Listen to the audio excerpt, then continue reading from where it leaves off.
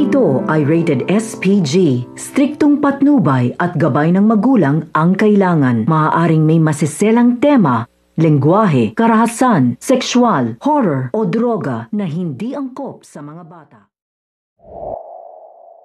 Nakatanggap nga ng tawag itong si Doc Tanyag galing nga dito kay Moira na sinasabi nga ni Moira na umuwi na nga itong si Doc Tanyag.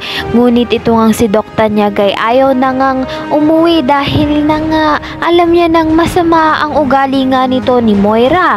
Samantala ito nga si Melba ay kinakabahan nga at nangangamba sa operasyong gagawin nga sa kanyang ulo.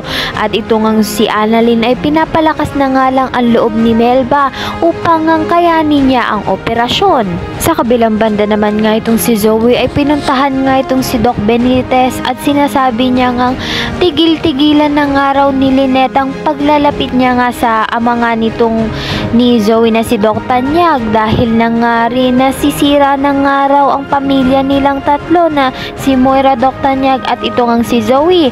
Ang sagot nga naman nito ni Doc Benitez ay wala ngang pakialam dapat nga itong si Zoe dahil nga anak nga lang siya sa labas nga nito ni Doc Tanyag.